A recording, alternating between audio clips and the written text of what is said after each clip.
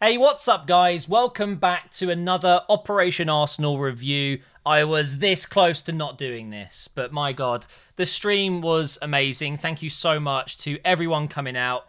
I can feel the Christmas spirits, but it's a shame that us Arsenal fans don't really feel that great after watching our team. You know, it's a really, really sad time, and I just don't know what to say anymore. What can I possibly say in this video that I haven't already said in the last few? We are in an absolute state right now, and it seems to just be getting worse and worse and worse. I don't know, man. One thing I can say, and one thing I can talk about at least today, is Renarsson. I'm not going to be too harsh on the lad because he's a brand new goalkeeper.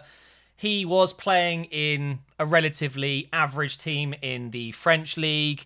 I believe he was recommended by some Arsenal coaching staff that work with goalkeepers, and one of them worked with Renarsson back in the day and recommended him. Basically, we sold Martinez but didn't want to reinvest that money into another goalkeeper. It was used to bring in Gabriel and Partey, and I totally get that. But bringing in a £2 million goalkeeper, it says it all, really, doesn't it? The lack of ambition in this club. And I don't think Renarsson is technically a bad player because he's had good games. He has had good games, but today was one to forget for him for sure. The free kick, I mean, gifted Mahrez man of the match there. I think it was, yeah, really, really unfortunate. And do you know what though? It's easy to say, oh, it's Renarsson's fault that we potentially lost this game, but realistically, guys, we were going to lose this game regardless. Even if Leno is in goal, we probably would have lost this game. We could have had Neuer in his prime. We could have had Oliver Kahn in his prime, and we still would have lost this game. Man City just blew us away.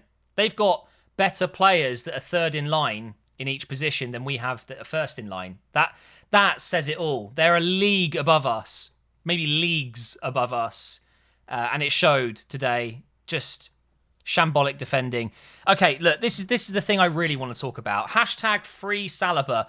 Why not just give it a go? What do we have to lose? Why are we still going with Mustafi? Watch the first goal we conceded in the first 2 minutes of the game and just watch Mustafi and tell me that we're not at least better off giving it a go. Bringing in a player like Saliba, who is potentially going to be one of the best centre-backs in the world if he lives up to that potential that we all saw a year and a half ago, even just last season when he was fit. He is an incredible talent. And he is sitting at home watching these games. He's on Instagram saying that he's in jail. It's never-ending torture for us Arsenal fans that would just love to see something new. I don't see any harm in throwing Saliba into a game like this. Worst case, we lose. I mean, we're going to lose anyway. Why are we bothering playing Mustafi? Kolasinac. Why are we playing Kolasinac? Makes no sense to me. It really doesn't. And I saw something very true on Twitter. Now, I might be saying it wrong. If I recall it correctly, it was something along the lines of, Arsenal have claimed, and so has Arteta, that Saliba is a long-term project. And whilst that's probably true, we do see him as part of our future plans, maybe not right now, he also decides to throw in Mustafi. Now, what that says to me is we're going for short-term success. We're not going for long-term future. Otherwise, you would play him. You would put him in the team because then he will grow. He will gain experience. He'll get better. Playing Mustafi is the opposite of building for the future. That is a prime example of playing for now to get instant results. Playing a player that you think has more experience and is potentially going to get us the result more likely than playing Saliba, for example. So, which one is it? Are we planning for the future? Or are we just trying to do what we can now? Because you can't have both. You can't say both of those things and then not give Saliba a chance. It makes zero sense to me. It's the most frustrating thing. Hashtag free Saliba. Let him go. If you're not going to play him, let him go. But I will be absolutely gutted. I love the look of Saliba. I've seen countless times him playing for Saint Etienne in these montages. He looks like an incredible player. Yes, he'll make mistakes. Yes, he might even have a terrible first few games for us as he warms up and gets into the swing of things. But he's a better player than Mustafi, and he hasn't even played a game for us yet. I mean, that says it all. Mustafi is an absolute joke. I love him as a meme. You guys know I had Mustafi emotes on my stream and stuff like that. It's just not going to cut it anymore, though, is it? And we're still going with Mustafi. The lineup today was interesting. It did seem like a 3-5-2 or a 3-1-4-2. Martinelli, oh man, that's a positive we can talk about. Except from the fact he got injured. Yay! Great luck. But he was brilliant. Whenever he got the ball, we looked forward. We looked exciting. He had a plan. It felt like he was pretty much the only source of creativity. And the way he whipped in the ball twice for our first goal, or our only goal in the game, was truly superb. But then he gets clattered by the keeper and tries to run it off. But the beginning of the second half, you can see he's in discomfort. He has to go off. Now, I don't think it's anything too serious. At least I hope so. But wouldn't that just be our luck? It's unbelievable, isn't it? We finally get one of our best young talents back from injury since, March? Something like that. When he was injured in training, by the way.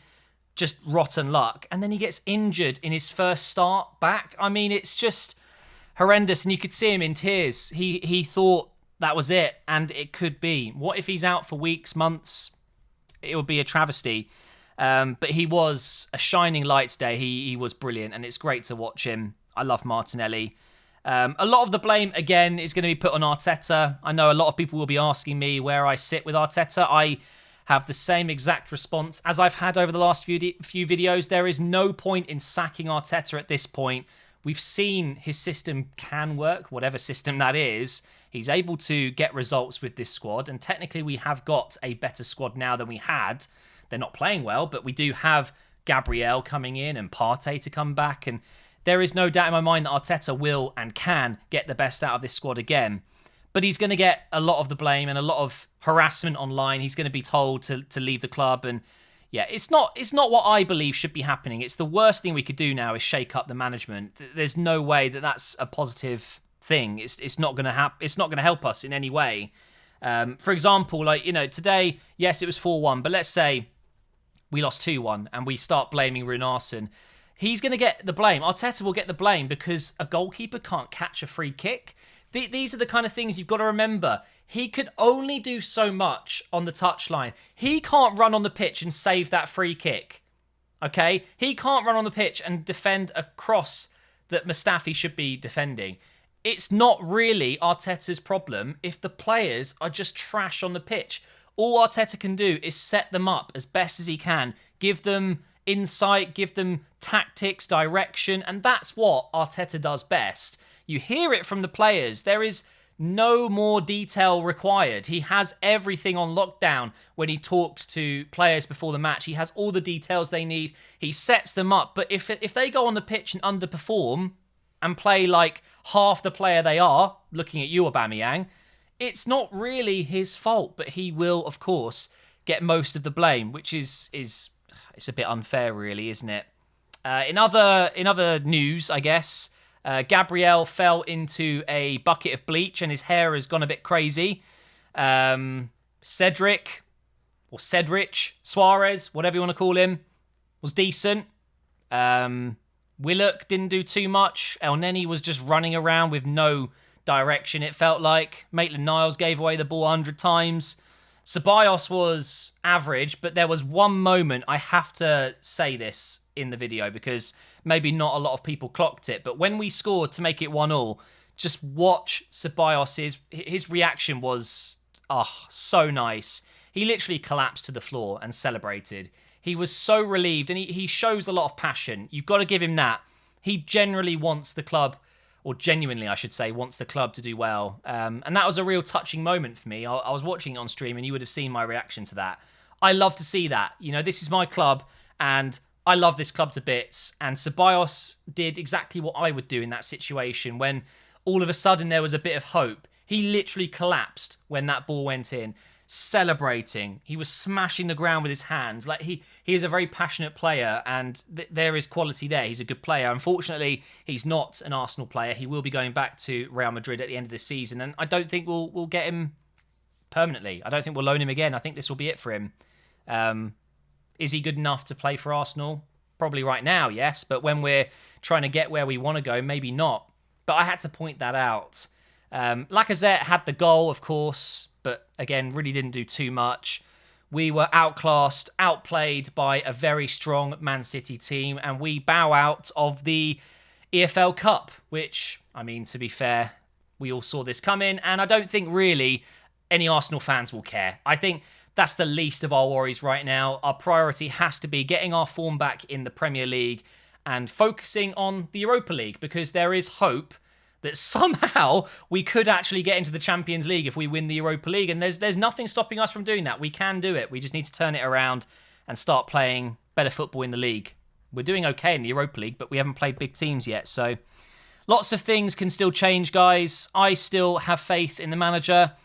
We are just coming up to the transfer window. Apparently there's a plan in place. They've targeted players. They know what they want to do. Will it happen? That is the question, and that is the end of this review. Thank you for watching, guys, and I will see you for my next Operation Arsenal review after the Chelsea game. So that's going to be fun.